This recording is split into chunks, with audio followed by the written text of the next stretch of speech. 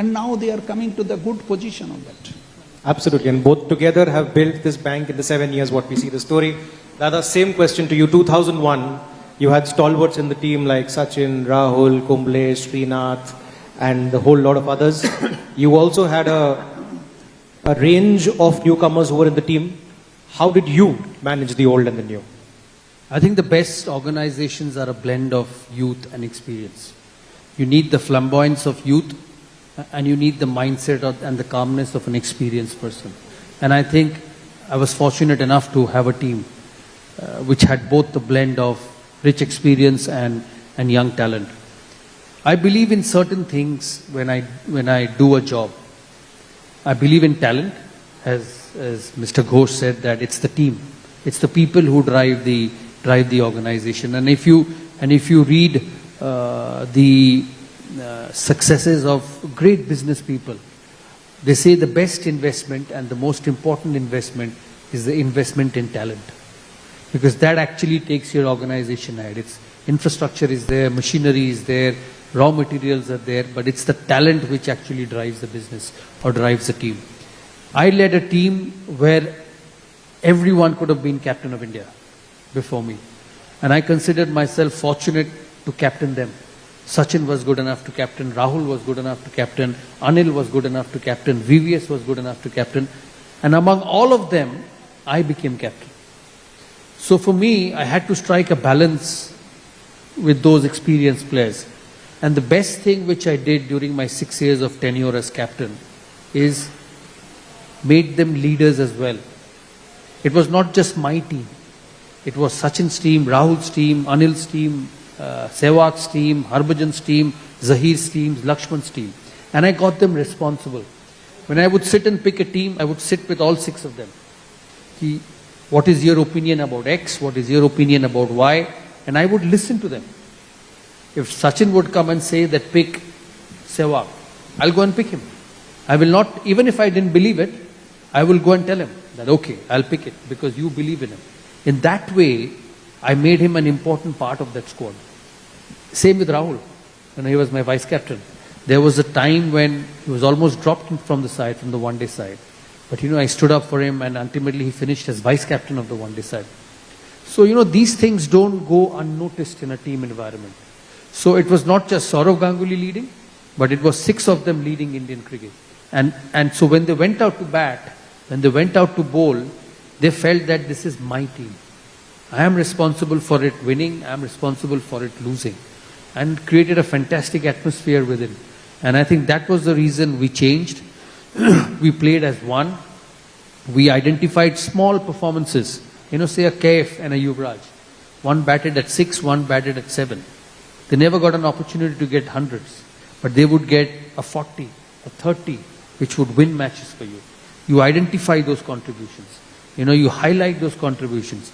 Because a Ganguly or a Tendulkar or a Dravid at the top got an opportunity to get 100 because they batted more number of overs. But when a Yuvraj came in at number 6, 20 balls left. KF came in at number 7, 30 balls left. And they contributed to your win. So as a leadership group, as a team, you identified their contributions in the same manner as the ones at the top who got hundreds. In his organization, it's not just about him. It's that small, down the level individual who goes to customers and says, do a Bandhan bank account, put in a deposit, try us out, we'll give you more interest, your money is safe with me. Those are as important in the organization as he is. And I think that's how you build organizations and make it into a successful unit. And now the frontliner will have one more line to say other than what all you said. I add the one point to the Sourav. So, the timely also give to the recognition of the team member. Who are success, immediately give the recognition, it will become to double his inspiration. And that is the best way team building happen. Absolutely. And what all you mentioned that, the frontliner would go and say, we have this, try us out and all. And now he'll probably also say that Sourav Ganguly is a brand ambassador as well. Right? Thank you. It's an honor. Okay. Moving on to that one match that we all remember for an iconic moment that happened on a balcony in a place where people are not seen without a suit and a tie. Right? But before we get to that moment, here is a video just recapping that trophy? As you saw, 78 for no loss, and I think this was about 8 or 9 overs. We were chasing 325, and in those days, 325 used to be a lot of runs in one day cricket. So I went up to him at the start of the over and said that, Viru, we've got a good start.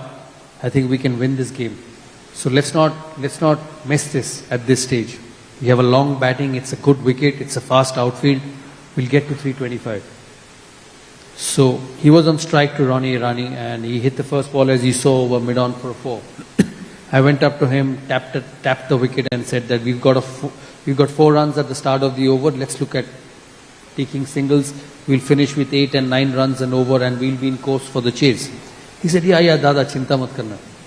Next ball you saw, it was pitched in the middle stump and he played it past point for 4. So I went up to him again and said कि 2 ball में 8 run आ गए, अब आराम से ही खेलना, क्योंकि हम नहीं चाहते कि विकेट चला जाए. कहते हाँ आप चिंता मत करना. The third ball he hit over mid-off. He hit over mid-off for 4. I again went up to him and just looked at him and smiled. And I was angry from inside, or rather worried from inside कि यार ये कर क्या रहा है, because you know the match is in our grip. Let's not lose this. The next ball again he swept. He swept from the middle stump, and if it would have missed, he would have been plumb out. So I went up to the end of the over and said, तेरे को जो करना है कर, मैं कुछ बोलूँगा ही नहीं तेरे को अभी. But then I realized when I finished, when we won that game, and when I went back to the room, and I actually recollected that incident. So I said to myself that, why did you have to do this? You know, by going and telling him every ball, I'm trying to restrict his thought process. Because at the end of the day, cricket may be a team sport, but it's individual as well. Because when the bowler is at the top of his mark and you're on strike as a batsman, it's just you, your mindset and the bowler. The captain does not matter, the non-striker does not matter, nobody matters. So the end of the day, what is going to make me win that game is what is going on in the head of that person on strike. And I realized that, and ever since after that, I did not interfere with the batsman when he was batting. You know, my suggestion would be or my discussion with him would be that we have to get 300 in 50 overs. You know how to do it. Play your game. But once you get in and once you get set, don't throw it away. Win the game for us. Because I realized that if I would have gone to Sehwag and said, you keep defending and not hitting, he'll get out. Because that's not the way he plays. So I think it's very important when you're a leader and when you're a captain of a side, it's about understanding that it's not my way or highway. You know, it's about understanding the person who you're playing with. How does he become successful? How does Sehwag get to a test match 100? Now you go to Dravid. You don't expect him to hit 4 boundaries in an over. You know he's going to defend, he's going to leave, he's going to bat 6 hours and get 100. So you go to Dravid and tell him, okay, if that's the way for your success, you do that. And I think many a number of times when we become bosses, when we become leaders, when we become captains, we go to you and say, this is the way I think, you think the same way. And I think that's wrong. It's about understanding what you are thinking, and it's about finding out over a period of time whether your thinking brings success to me, and then adjusting and doing it accordingly. I think that is very important. And I think that over, amidst Virendra Sehwag's madness, it made me, because it was the early days of my captaincy, it made me understand that let players be. Make them work hard, make them train, make them secure, give them a plan, give them a goal. Say, my motto is to win matches, not just draw cricket matches. I either win or I lose. There's nothing in between. And then let them play their game. I think all of us are witnessing something spectacular here. This is a crash course in leadership with these 2 legends on stage, and so fortunate to be a part of this discussion. So I happened to be at Lord's in 2016, and there's a guided tour, and we went around the entire stadium. And we were taken to the home team dressing room and then to the visitor team dressing room. The guide there, proper British accent person wearing a blazer, an MCC blazer, etc. He said to all my Indian friends who were here, we were about 20 people, He said that on the balcony is the wooden bench on which Sourav Ganguly stood up and did the unthinkable at Lord's. As I said to you at the backstage when we were talking, I went in 2011 and it was a cold day in England and I had a cap and a jacket on and a glass and I'm wearing my specs and I took a couple of my friends to see Lord's. Invariably we went up to the dressing room and there was a steward standing. So he's telling my friend, this is where Sourav Ganguly took his shirt off. And I look at him and he's smiling at me. He does not know me. He hasn't recognized me because he must have come new to the job and his job was to show around visitors because Lord's is a place which is a tourist spot. You know, people go buy tickets, go to the museum, go to the ground, they take you to the long room, they take you inside the ground, they take you to the practice facilities, they take you to that wonderful museum inside which you've been before. So I remember that steward looking at me and saying, you know that Indian captain Sourav Ganguly, he took his shirt off in this balcony. I said, yeah, okay, I'll look at the video and find out. So that's what it is. So, you know, for me that win was more important than taking that shirt off. And I think we went back again there. We won many a number of matches, went back to England, won a series in 2007. So that country had great memories for me. My first test at Lord's, as you saw, in 1996, where I went on to get 100. So that ground has always given me good memories in my playing career. So two home grounds for you, one obviously the Eden Gardens and the other Lord's. And Lord's does not have stands dedicated after players, is what I know last. No, there is. There is? There is the Edridge stand, there is the Compton stand, there is the Pavilion. So Lord's has stands named after them. Not everyone because they corporatize a lot. If you look at the it's called the JP Morgan Lords. So they look at sponsorships.